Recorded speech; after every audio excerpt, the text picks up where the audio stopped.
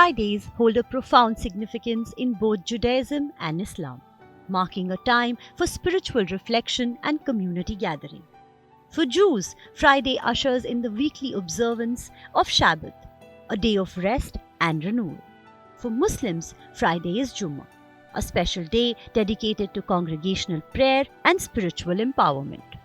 When most people think of holidays, they envision annual celebrations. But in Judaism, one sacred observance occurs every week, the Sabbath.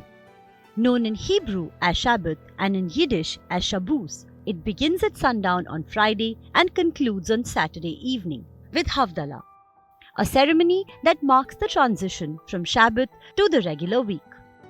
Inspired by the Torah's narrative of God resting after creating the world, Shabbat celebrates creation and provides a respite from the hectic pace of daily life. It is a day of rest, pleasure, and appreciation, inviting individuals to notice the wonders around them. Shabbat is central to Jewish life.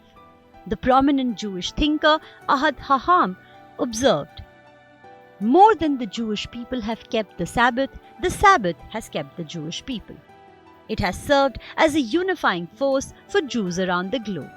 Now, let's talk about the importance of Friday in Islam. It is regarded as more significant than any other day of the week. It is the day when Muslims gather for congregational prayer, Jummah, where they come together to listen to a sermon that enriches their understanding of God and Islam.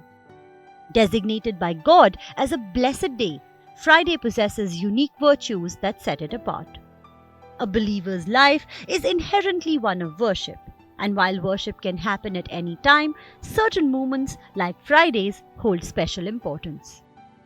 Both Shabbat and Jummah highlight the communal and spiritual aspects of Jewish and Islamic life, emphasizing the need for reflection, rest, and connection with one's faith and community.